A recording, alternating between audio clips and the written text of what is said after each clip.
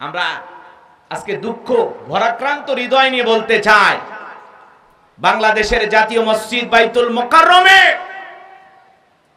এর আগে যিনি খতিব ছিলেন মাওলানা রুহুল আমিন, নাম শুনেছেন আপনারা? গোপালগঞ্জের মাল। কোন জায়গা? এই গোপালগঞ্জের হুজুর এই মসজিদে দাঁড়িয়ে আল্লাহর গোলামি করে নাই, দলের গোলামি করেছিল। যতটা না ওই মসজিদে দাঁড়িয়ে আল্লাহর প্রশংসা করেছে, তার চাইতে বেশি তার নেতার নেত্রীর প্রশংসা করেছিল। আজকে সেই সরকারের পতন হওয়ার পরে ওই 5 তারিখের পরে এই মসজিদের ইমাম সাহেব সে নিজেও পালিয়ে গেছিল, আত্মগোপনে ছিল, তার চেহারা টর্চ লাইট মেরে খুঁজে পাওয়া যায় নাই। আবার আজকে কিছু পোলাপান নিয়ে, গোপালগঞ্জ থেকে কিছু পোলাপান নিয়ে আইসা আমাদের পবিত্র মসজিদ বাইতুল মোকাররম জাতীয় মসজিদে কিছু সাঙ্গপাঙ্গ গুন্ডা চালা চামুন্ডা নিয়ে আইসা একটা অপ্রীতিকর ঘটনা ঘটাইছে, একটা অনাকাঙ্ক্ষিত ঘটনা ঘটাইছে। আল্লাহর ঘর মসজিদকে রক্তাক্ত করেছে এই খতিব নামের একজন বেয়াদব। কথা বলেন ঠিক না? আমরা তার চূড়ান্ত শাস্তি চাই। আল্লাহর ঘর মসজিদ নিয়ে ষড়যন্ত্র করেছে, জোর করে খতিবগিরি করবা, জোর করে ইমামতি করবা। সরকারের গোলামি করেছিল, আল্লাহর গোলামি করে নাই। ওই মসজিদের মেম্বারে দাঁড়িয়ে যদি রাসূল আকরাম সাল্লাল্লাহু আলাইহি ওয়াসাল্লামের আদর্শকে বাস্তবায়ন করার জন্য কথা বলতো, হক কথা বলতো, দেশ ও জাতিকে রক্ষা করার জন্য সুন্দর আলোচনা রাখতো, পুরো দেশের মানুষ তাকে মাথায় তুলিয়ে রাখতো। টাকা ঘুষ দিয়ে খতিব হইতো এরা। কথা বলেন না কেন? টাকা ঘুষ দিয়া খতিব হইতো। বাইতুল মোকাররমের আজকে যে অনাকাঙ্ক্ষিত ঘটনা ঘটেছে, বহু মুসল্লি রক্তাক্ত হয়েছে। এই ব্যক্তিকে মসজিদ কর্তৃপক্ষ হাতে পায়ে ধরে বলেছে, হুজুর আপনি এসেছেন ভালো কথা, আপনি বাইরে চলে যান, দয়া করে আপনি মসজিদের মেম্বারে দাঁড়াবেন না, কারণ মুসল্লিরা আপনাকে সমর্থন করে না, তারা মেনে নেবে না। একটা অনাকাঙ্ক্ষিত ঘটনা ঘটতে পারে, কিন্তু মাওলানা রুহুল আমিন সাহেব কারো কথা শোনে নাই, জোর করে যখন মেম্বারে দাঁড়িয়েছে এটা আর মেনে নিতে পারে নাই।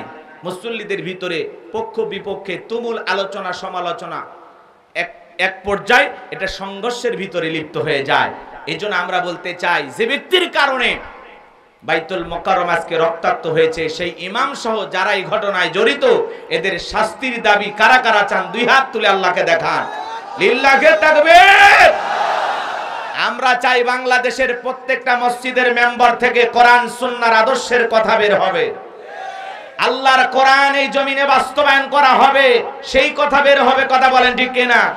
প্রত্যেকটা মসজিদের মেম্বার থেকে আল্লাহর জমিনে আল্লাহর দ্বীনকে বাস্তবায়ন করতে হবে, কোরআনের বিজয় চেয়ে দোয়া করতে হবে। কথা বলেন ঠিক কিনা?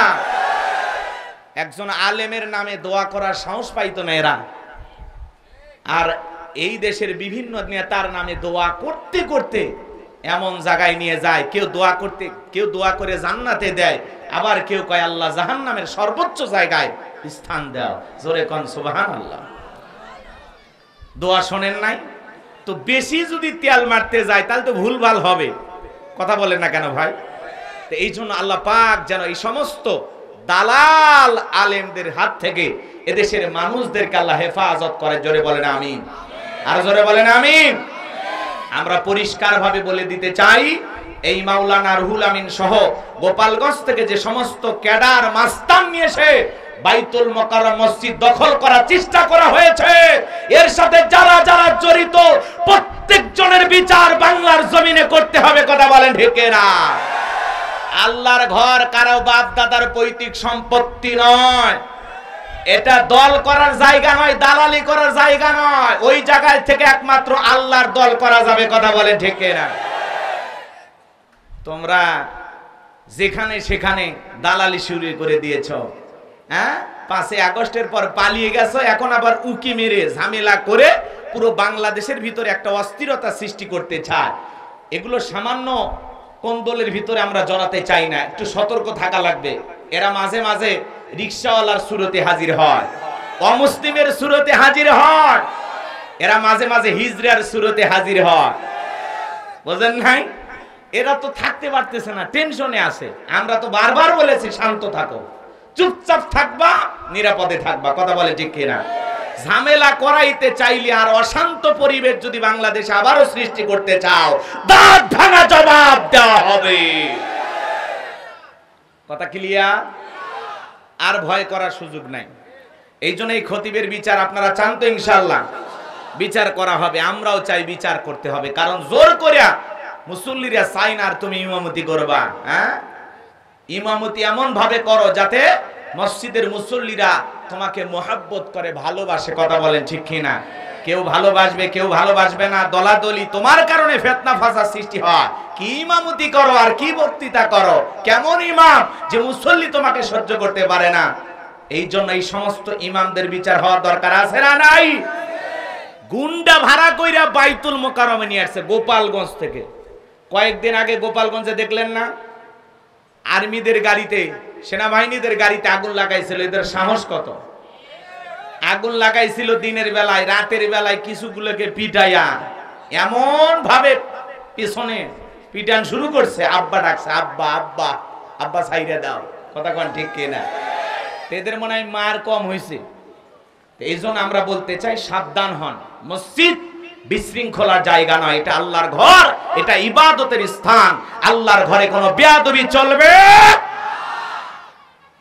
যে ব্যক্তি জোর করে বাইতুল মোকাররমে আজকে জুমার খুতবা দিতে গিয়েছিলেন, মাওলানা রুহুল আমিন, আপনি যে ঘটনা ঘটিয়েছেন, আল্লাহর ঘরের সাথে চরম বেয়াদবি করেছেন। কথা বলে ঠিক কিনা? বিচার হওয়া দরকার আছে না নাই? আমরা মসজিদের ভিতরে কোনো মারামারি করব না। মনে থাকবে তো ইনশাআল্লাহ? মনে থাকবে তো ইনশাআল্লাহ? আল্লাহ পাক আমাদের সবাইকে সঠিক বুঝ দান করুন। জোরে বলুন আমিন।